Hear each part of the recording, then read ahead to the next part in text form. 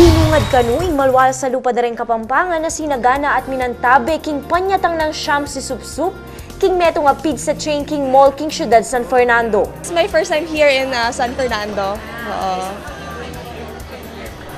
Nagulat ako kasi usually when we go to mga meet and greet, konti lang ang ma-attend. Tapos nakita ko dito sa labas, lahat sila nakaabang. So nakakatuwa naman na parang they're very warm and talaga na-feel ko na I'm welcome. So, thank you. Thank you sa lahat. I could have never imagined in my life that I'll be, endorsing something na I'm a fan of. Kasi parang before, naalala ko talaga, this is like an anecdote. We were eating in Pizza Hut just before the board exams.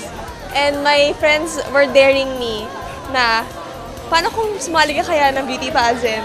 Parang ganon. And then, alam mo, parang, lang siya, it was just a joke, we're just having fun, parang hindi yun seryoso.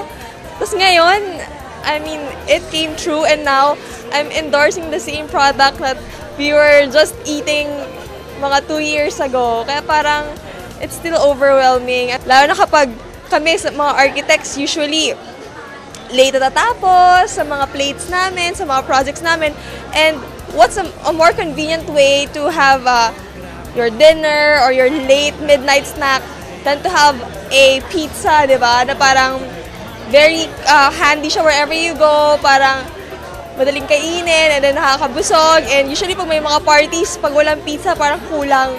Parang usually pag lumalabas kayo ng mga friends ko, laging may pizza, pag may birthday pizza, parang yun na yata yung bagong cake ngayon pag may mag-blowout pizza. So, I know there are a lot of flavors to choose from, whatever you want, if you want to be more into vegetables, or into meat, or into cheese. Aminado yung Miss Universe 2011 third runner-up, king karing ega-naganang meet and greet with siyam si Supsup at egunana keti king probinsya.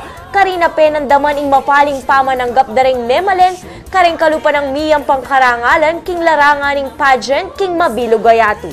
You have to prepare, physically of course, and then mentally, you have to, be able to prepare for the question and answer portion, which is really the most, para sa akin, hardest part of the pageant. And emotionally, kasi you'll be under stress and wala kang time masyadong, to rest and to, think. And kumbaga, it would really test your, parang how you handle things.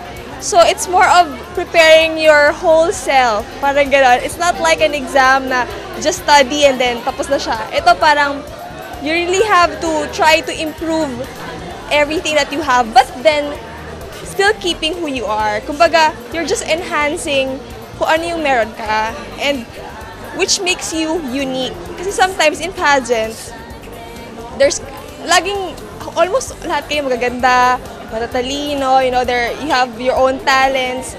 Pero ang hinahanap ng judges is, sino ka ba? And what makes you different from all the other girls, and what can you contribute, diba, if you win. So dapat you have that something na wag mawawala, na hindi porket you have an idol, gagayahin mo lahat.